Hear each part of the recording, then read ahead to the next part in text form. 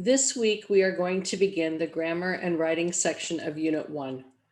I begin by going over the parts of speech because we can't really talk about grammar or sentence structure without them. I hope that this video is mostly a review for you, but that you also learn something new about a part of speech that you didn't know before.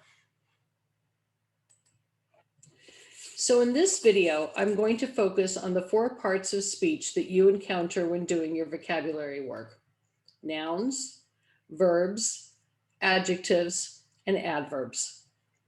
You can see here in this slide that these 4 parts of speech can also be called content words. Content words are words that have meaning and carry information. The idea here is that if you look at a sentence that is only made up of content words, such as Eleanor always enjoys fast walk dog, you can make a pretty good guess as to what it means, even though there are words missing.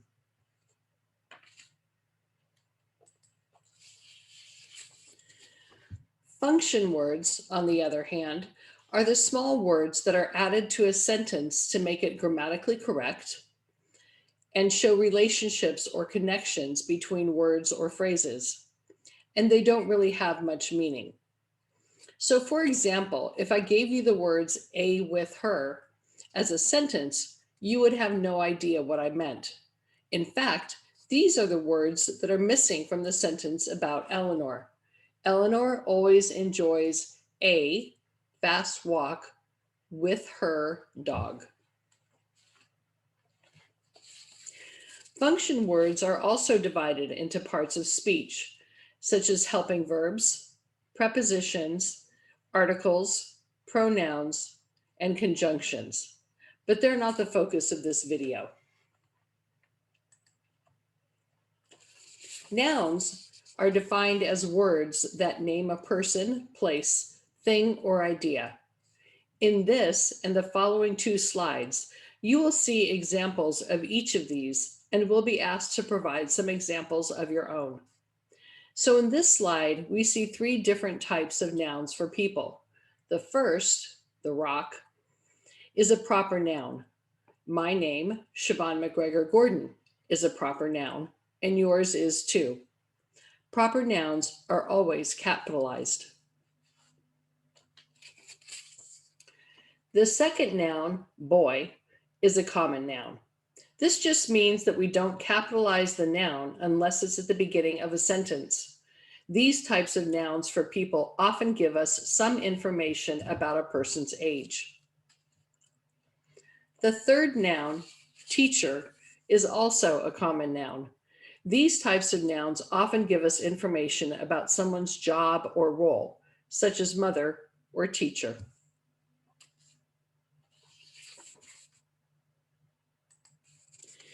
Similar to nouns for people, nouns for places can be proper or common.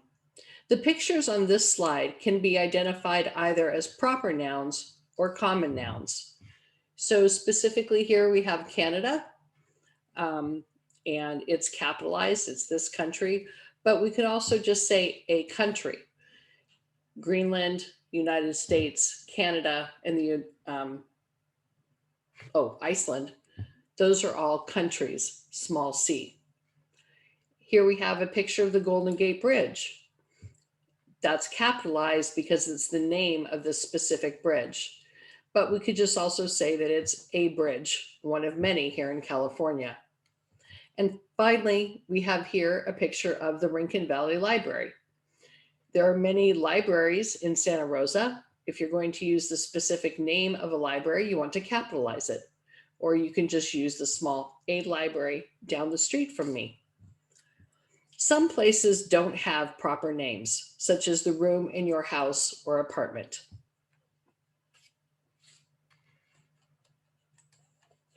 The broadest category of nouns are words for things. Things can be something very clear and concrete, like these boots. You can pick them up, try them on, perhaps even smell them. Other things, like activities, are less concrete, but you can still see them. These include sports like basketball, or activities like walking and talking. The last type of thing is one that you can't see, like an idea or concept. These can be things like democracy or education.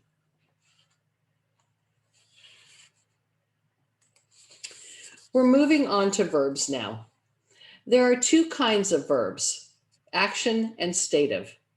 Most verbs are what we call action verbs. I like to think of these verbs as something that you can see, even if it seems like there's no action involved. So for example, to swim is definitely an action that you can see, but to read or to sit or to listen might not involve much action, but you can definitely picture someone doing them in your head. And then there's action in between, like to shop or to drive. There's action involved, but not the kind that makes you sweat. Notice the forms of the verbs on this slide. To plus the base form. Base form means the verb without anything added to it, like an S for the present tense, ing for the continuous, or ed for the past.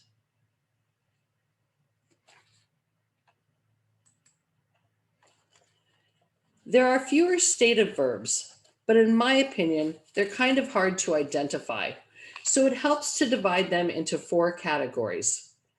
The first category consists of thoughts and opinions. While you may be able to picture someone thinking or disagreeing with another, remember that you can also do these things in your head without anyone noticing. For example, picture yourself sitting in class listening to a lecture. Your eyes are on the teacher. You are neither smiling nor frowning. One hand is on your notebook and the other is holding your pencil. You're probably thinking, but you could also be spacing out. You might also be agreeing with what you're hearing or disagreeing, but because you're trying to be respectful of your teacher, your face looks neutral.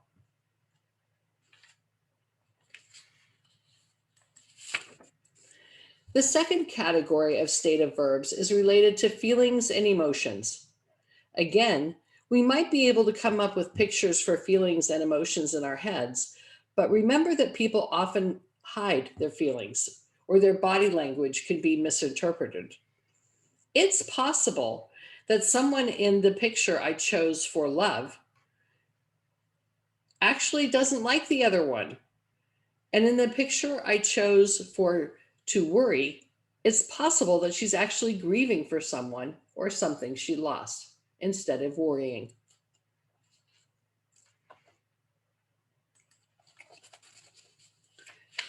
The third category of stative verbs is related to senses and perceptions. So we can see someone sniff, that is, put their nose up to something and breathe in, but we can't actually see them smell. For example, I have a friend that has no sense of smell. She can put her nose up to a beautiful flower or a dead skunk and breathe in. If you saw a picture of her doing one of those things, you might think she was smelling something good or bad, but she's not. Perceptions have to do with what something looks like to us. So for example, in this picture, the yellow emoji seems to be hungry, is happy to eat pizza, and appears happy. Again, we don't really know. We're basing our statements on what we think based on the emoji's facial expressions and our past experience. In fact, he may be participating in a pizza eating contest and working on finishing his 5th pizza and about to throw up.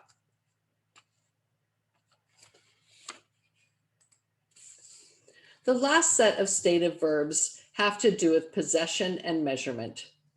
Verbs that express possession include to belong, to have, to own, and to possess. Two verbs that express measurement include to measure and to weigh. The primary reason to know the difference between an active and a stative verb is that we do not normally use the continuous with stative verbs. For example, it is not correct to say, I am loving my husband. While you may hear stative verbs in the continuous tense in conversation, it is something you should probably avoid in your academic writing.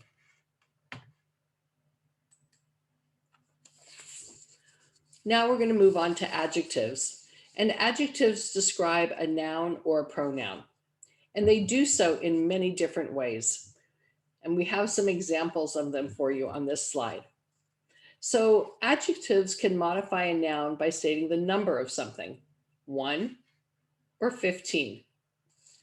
Adjectives can also express an opinion or an observation.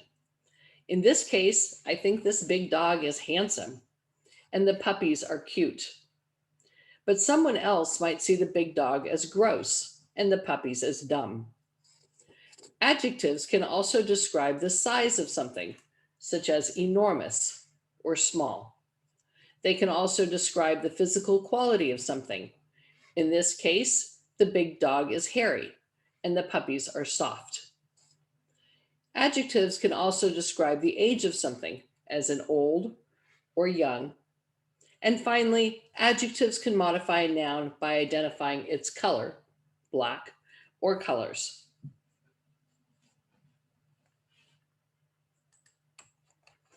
The last part of speech we're going to cover is adverbs. Adverbs can describe or modify verbs, adjectives, other adverbs, and entire sentences. I'll go over each of these separately. First, adverbs can describe a verb. In this case, there's a boy who is singing loudly. Here is your verb sing, and we're describing how he's doing it, and that's loudly. And over here, we have two men who are walking. That's your verb, and they're doing so quickly. While not all verbs end in ly, like they do here, knowing that they often do can help you identify adverbs in a sentence. Okay, so adverbs can also describe an adjective. In this case, this dog isn't just enormous, he's very enormous. So enormous is describing the dog, and then very is describing enormous. And here we have only 15 puppies. Puppies is your noun, 15 is modifying them, and we're using the adverb only to describe that the owners were somehow expecting more than 15 puppies.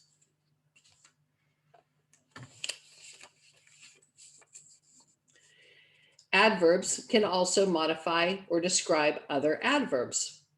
So in this case, the boy isn't just singing loudly, he's singing too loudly, meaning that he sings so loud it hurts our ears.